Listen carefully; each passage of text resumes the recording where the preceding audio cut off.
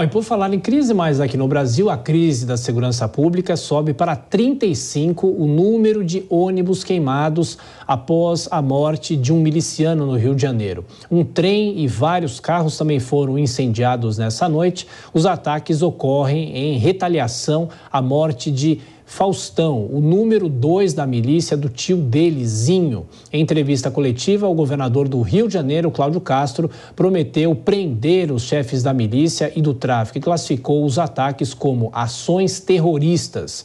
O governador declarou que não vai descansar até a prisão de Zinho, Tandera e Abelha. Os três, a Prefeitura do Rio de Janeiro colocou a cidade em estágio de atenção por ocorrência de alto impacto e pediu que as regiões afetadas sejam evitadas, principalmente na zona oeste. As imagens percorreram hoje todo o Brasil, inclusive com os ônibus com muita fumaça, com os incêndios. E, de novo, o Rio de Janeiro em destaque por causa da criminalidade e mostrando também a ousadia dos bandidos. Dora Kramer, você que é do Rio de Janeiro, claro que esse episódio volta a chamar atenção, porque é o que eu disse, a ousadia dos bandidos e a retaliação, os bandidos tentando mostrar força em relação às autoridades.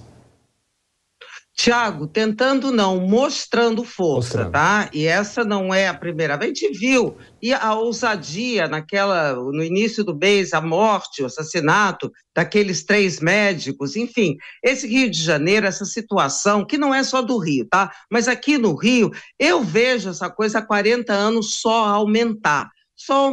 E tem um plano ali, uma solução acolá, uma operação pontual, e as autoridades, de um modo geral, negando, as autoridades locais, tá? Negando a situação, né? Isso só faz crescer, só faz crescer, só faz crescer. Como isso não é no Rio de Janeiro, o que isso nos mostra, né?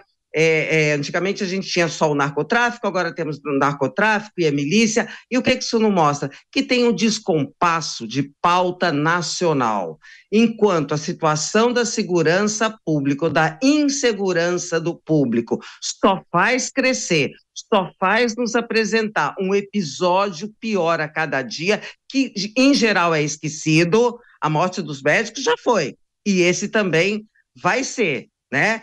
E as autoridades não têm uma solução, são anunciados planos que não querem dizer coisa nenhuma, então a pauta está invertida. Nas pesquisas, o eleitorado já colocou a segurança pública em primeiro lugar. A preocupação já foi saúde, já foi educação, já foi corrupção.